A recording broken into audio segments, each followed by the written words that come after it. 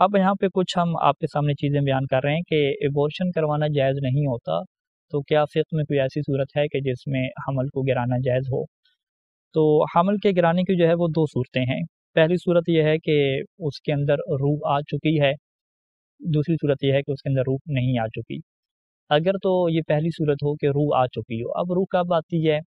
تیسرے مہینے سے چوتھے مہینے کے درمیان میں کسی بھی ٹائم پہ روح آ سکتی ہے اور یہ پتہ چل سکتا ہے، اور اگر یہ پتہ نہ چلے تو 4 مہینے تو کم از کم فقہ میں کیا ہے ایک مدت رکھی گئی ہے، یعنی 4 مہینے سے پہلے بھی روح آ سکتی ہے اگر ثابت ہو جائے، وگرنہ 4 مہینے کیا ہے وہ ایک ایسا ٹائم ہوگا کہ جس میں کہا جائے گا کہ اس میں کیا روح آ چکی ہے۔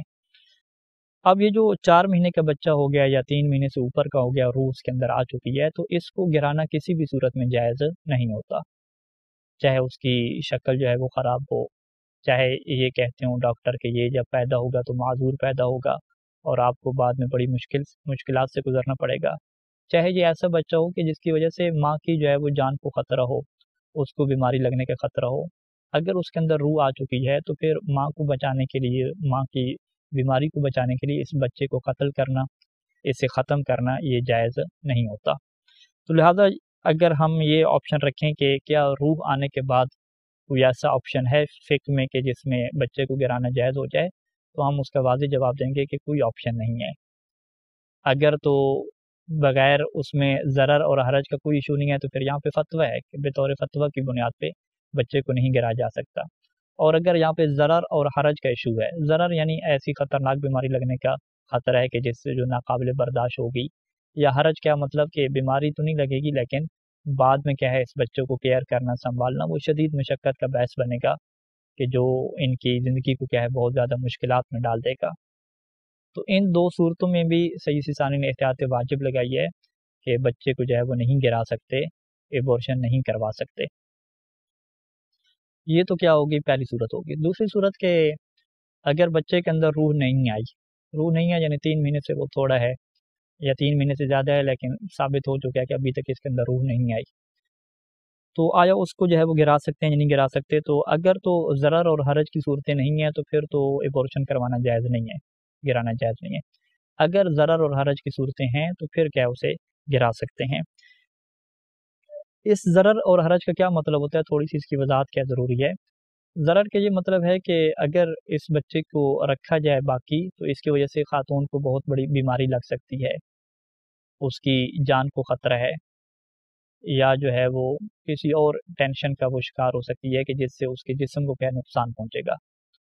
تو اس سے کیا کہتے ہیں ضرر، نقصان۔ اور دوسری صورت حرج کی ہوتی ہے، حرج کے کوئی بیماری وغیرہ نہیں لگے گی، وہی جو عام بیماریاں ہوتی ہیں تھوڑی بہت وہی ہوں گی، لیکن بعد میں جو ہے وہ زندگی کیا مشکل ہو جائے گی، بچے کو سنبھالنا، کیئر کرنا، یہ کیا ہے انتہائی انسان جو ہے وہ حرج کا کیا شکار ہو جائے گا۔ تو اگر ضرر ہو یا حرج کی صورت ہو تو پھر 3 مہینے سے جو تھوڑا بچہ ہے یا وہ بچہ جس کے اندر ابھی روح نہیں آئی تو اس حمل کو کیا ہے گرا سکتے ہیں، ایبورشن وہاں پہ کروا سکتے ہیں۔ اور یہاں پہ ایک اور اہم نقطہ یہ ہے کہ ضرر میں جو ہے وہ یقین ہونا ضروری نہیں ہے بلکہ خوف ہو، اور اس خوف کے جو اسباب ہیں وہ بھی عقلائی اسباب ہوں، یعنی عقل مند لوگ اور سارے لوگ کہتے ہیں کہ واقعی یہ خوف بنتا ہے، تمہاری جان کو اس سے خطرہ ہے، تمہیں بہت بڑی بیماری لگ سکتی ہے۔ اس طرح کہ اگر اس کے دل میں خوف پیدا ہو گیا، اگرچہ یقینی صورتحال نہ ہو لیکن دل میں کھٹکا اور خوف پیدا ہو گیا تو پھر بھی جو ہے وہ خاتون ایبورشن کروا سکتی ہے۔ اور حرج والی صورت میں یہ اطمینان ہونا ضروری ہے، یقین ہونا ضروری ہے کہ ہاں اس سے زندگی مشکل ہو جائے گی، میں مشقت میں پڑ جاؤں گی، ایک ایسی مشقت کہ جسے عام طور پہ کوئی برداشت نہیں کرتا، جو ناقابل برداشت قسم کی ہوتی ہے، وہاں پہ یقین کا ہونا کیا ہے ضروری ہے۔ یعنی ضرر میں فقط خوف چلے گا اور حرج میں کیا ہے یقین اور اطمینان کیا چلے گا۔ تو یہاں پہ اگر جو ہے وہ اس سوال کے اوپر ہم آ جائیں کہ 4 مہینے سے تھوڑا بچہ ہے یا اس کی ابھی تک روح نہیں آئی لیکن ڈاکٹر نے یہ بتایا کہ اس کی خلقت جو ہے وہ ناقص ہے، عیب والا بچہ ہے، بیمار ہے، اس کی وجہ سے زندگی کیا آپ کی مشکل ہو جائے گی، تو یہاں پہ خاتون کو بیماری کا خوف نہیں ہے اور یہ بھی نہیں ہے کہ اس کی زندگی مشکل ہو، فقط وہ کہہ رہے ہیں کہ چونکہ اس میں عیب ہوگا، یہ معذور ہے، تو اس کو کیئر کرنا آپ کے لیے مشکل ہوگا۔ اب یہاں پہ یہ دیکھا جائے گا کہ کیا اس مشکل کو ختم کرنے کا کوئی طریقہ ہے، یا یہ جو ہے وہ ایسی مشکل ہے کہ جو ناقابل برداشت ہے۔ خاتون کہتی ہے کہ واقعی یہ ایسی مشکل ہے کہ جو میرے لیے ناقابل برداشت ہے کہ میں اس بچے کو کیا کیئر کروں اور اس کو کیا ہے اٹھا کے چلوں، تو ہم کہیں گے کہ چلیں یہ تمہارے لیے حرج کی صورت مان گئی. کیا اس حرج کو اس کے علاوہ کوئی آپشن ہو سکتا ہے کہ بچے کو قتل نہ کیا جائے, اسے ایبورشن نہ کروایا جائے؟ کوئی اور آپشن ہے؟ جیسے کوئی فرض کریں ملک میں ایسے ادارے بنے ہوئے ہیں کہ جو معذور بچوں کی کیئر کرتے ہیں, انہیں سنبھالتے ہیں, کیا وہاں پہ بچے کو رکھتے ہیں وہ کیئر کرتے رہیں؟ تو اگر اس طرح کے کوئی اور آپشن ہو سکتے ہیں کہ جس میں بچے کو بعد میں سنبھالا جا سکتا ہے اور یہ حرج کی کیفیت سے نکل سکتی ہے, تو یہاں پہ صحیح ثانی دامت ظل نے لکھا کہ جب حرج کو ختم کرنے کے لیے کوئی اور رستے موجود ہوں تو پھر ایبورشن کروانا اور بچے کو قتل کر دینا جو 4 مہینے سے تھوڑے کا ہے, جس کے اندر روح نہیں ہے, تو پھر جائز نہیں ہوتا. یہ ایبورشن تب جائز ہوتا ہے کہ جب آپ کہیں کہ کوئی اور آپشن بھی نہیں بچا, بس یہ حرج میں ہم مبتلا ہو جائیں گے, بس یہ مشقت میں ہم پڑ جائیں گے, زندگی بڑی مشکل ہو جائے گی. اگر فقط یہی ہو اور اس کا ختم کرنے کا ایک ہی ذریعہ ہو کہ ایبورشن کروایا جائے, تو پھر وہاں پہ کیا ایبورشن کروا سکتے ہیں, اور شرط وہی رہے گی کہ بچے کے اندر ابھی روح نہ آئی ہو. اگر اس کے اندر روح آ چکی ہے تو پھر تو احتیاط واجب کے طور پہ جائز نہیں ہوگا.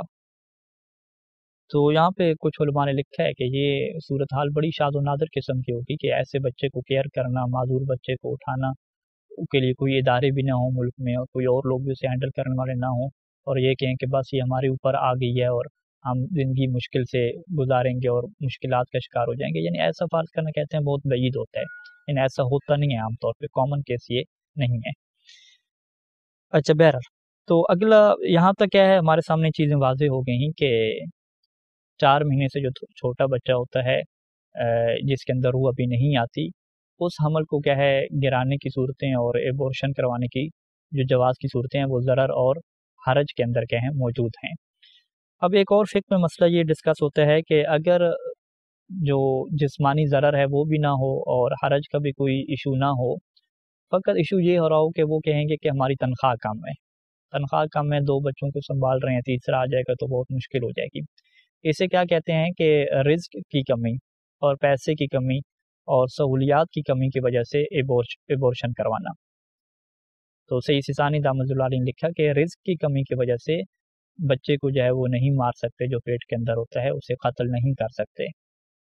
اور یہاں پہ قرآن مجید کی واضح آیات بھی ہمارے سامنے ہے کہ قرآن مجید میں یہ ارشاد ہوتا تھا کہ وَلَا تَقْتُلُوا أَوْلَادَكُمْ خَشْيَةَ إِمْلَاقٍ نَحْنُ نَرْزُقُهُمْ وَإِيَّاكُمْ إِنَّ قَتْلَهُمْ كَانَ خِطْئًا كَبِيرًا, کہ تم اس ڈر سے اپنے بچوں کو نہ قتل کر دیا کرو کہ تم اس بات کا ڈر ہوگا کہ شاید تمہارا رزق جو ہے وہ تھوڑا ہو جائے, تنگ دست ہو جائے زندگی, کیونکہ ہم ان کو بھی رزق دینے والے ہیں اور تمہیں رزق دینے والے بھی ہم ہیں, اور بے شک جو ہے وہ اس طرح کا قتل کرنا بہت بڑی غلطی ہے, بہت بڑا کیا گناہ ہے. تو یہاں پہ انسان کو چاہیے کہ انسان تقوی کے اوپر عمل کرے, اللہ کی ذات کے اوپر بھروسہ رکھے اور اس حمل کو نہ گرائے اور ایک بچے کے قتل میں اپنے ہاتھ کو رنگین نہ کرے. اچھا, یہاں پہ ایک اور صورت بھی ڈسکس ہوتی ہے فقہ میں کہ بعض کا شک والی صورت ہو جاتی ہے کہ خاتون اس شک میں مبتلا ہو جاتی ہے کہ میرا حمل ہے یا میرا حمل نہیں ہے, پریگننسی ہے یا نہیں ہے, اور علامات بھی موجود ہیں, اسے ماہواری نہیں آ رہی اور دیگر علامات بھی موجود ہیں. تو شک والی صورت میں بھی اس کے لیے جائز نہیں ہوتا کہ ایسی دوائیاں کھائے کہ جس سے بچے کو جو ہے وہ نقصان پہنچے اور وہ ضائع ہو جائے. اور اگر وہ شک والی صورت میں بھی جان بوجھ کے دوائیاں کھاتی ہے جس سے بچے کے ضائع ہونے کا خوف اور بچہ ضائع ہو جاتا ہے, تو پھر بھی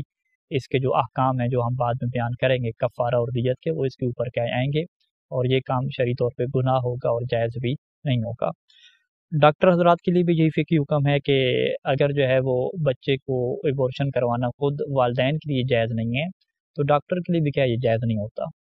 اور اگر والدین کے لیے اسے ایبورشن کروانا جائز ہو اور وہ ڈاکٹر کو کہیں کہ بھئی ابھی بچے کے اندر روح نہیں آئی اور ہمارے لیے ضرر کا ایشو ہے, اس کی والدہ کو بیماری کا خطرہ ہے یا حرج کی جو صورت حال ہے کہ بہت زیادہ شدید مشقت کے حالات ہیں, تو پھر ڈاکٹر کیا وہاں پہ ایبورشن کروا سکتا ہے. یعنی ڈاکٹر کیا کر سکتا ہے, اس بچے کو ضائع کر سکتا ہے.